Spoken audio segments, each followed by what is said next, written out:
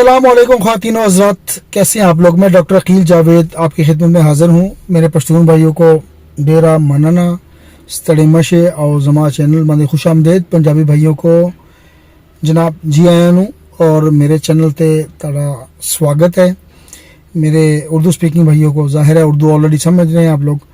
तो आज का जो प्रोग्राम है वो है बेसिकली एक तस्वीर मैंने आपको दिखाई है, वो हम रिंग वर्म हो सकता है, वो कॉन्टैक्ट डर्मेटाइटिस हो सकता है, उस पर करेंगे। एक्जिमा भी हो सकता है, इसके अलावा सोराइसिस भी हो सकता है। हम ये तस्वीर मैं दोबारा आपको स्क्रीन पे शेयर कर देता हूँ, तो इस पे बात करेंगे। ये तस्वीर आप देखें। अच्छा, ये प्रोग्राम हम जूनियर डॉक्टर्स के लिए या होम्योपैथिक स्टूडेंट्स के लिए करते हैं। तो अगर किसी पेशेंट को कोई मसला हो तो वो बिल्कुल भी इस वीडियो पे अमल ना करें, बल्कि अपने मौलवी से रब्ता करें। और अगर हमसे रब्ता करना तो व्हाट्सएप नंबर ऑलरेडी डिस्प्ले हो रहा है। तो ये तस्वीर आप देख रहे हैं, आपने देखी है। ये क्या हो सकती है पॉसिबल, मतलब इसकी डायग्नोसिस की हम बात करें तो क्या हो सकता है जी। नंबर 1, ये रिंग वर्म हो सकता है। रिंग वर्म होगा तो ये रेड होगा, सर्कुलर में इसके वो जो पैचेस बनेंगे और इरेगुलर पैचेस होंगे।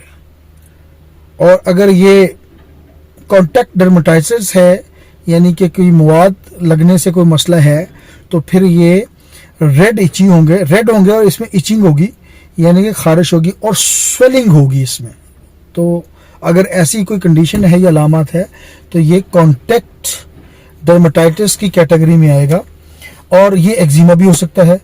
एक्जिमा जो है वो इरेगुलर होता है, कहीं भी जिस्म पर अपीयर हो सकता है, तो इसकी यही पहचान है।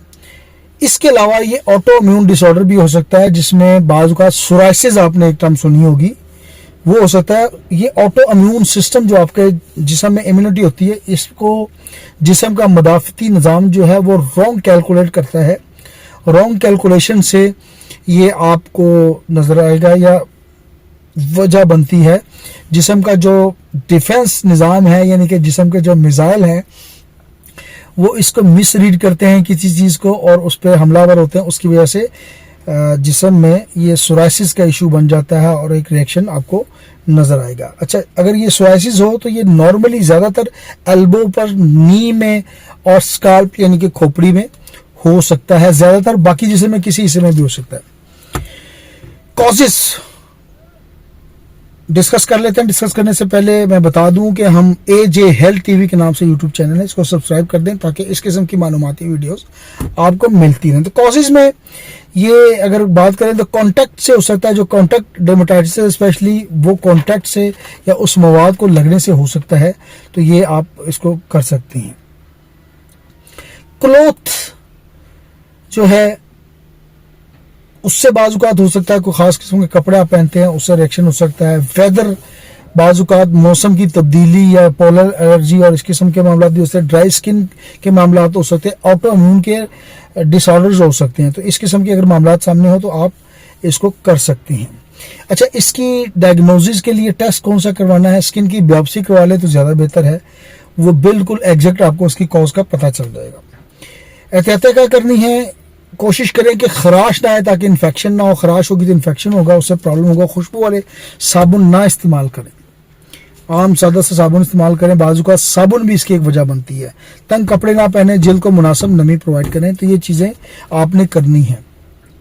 Coming back to the point, जहाँ पे अलामात होंगी वहाँ पे होम्योपैथी होगी तो इंशाल्लाह मेडिसिन होगी। अगर इसमें सुर्खी, जलन हो, चुभन हो और सूजन हो तो एपिस मेलाफिका, जो कि मक्खी के डंक से बनती है, और मक्खी के डंक लगने के बाद जो सेंसेशन होती है, ऐसी सेंसेशन हो तो आपने एपिस मेलाफिका 30 में TDS करवा देनी है। 5 से 7 कतरे आपने ओरल यानी कि मुंह के जरिए दे सकते हैं, या 8 से 12 कतरे थोड़े से पानी में दे सकते हैं, एक घूंट पानी में।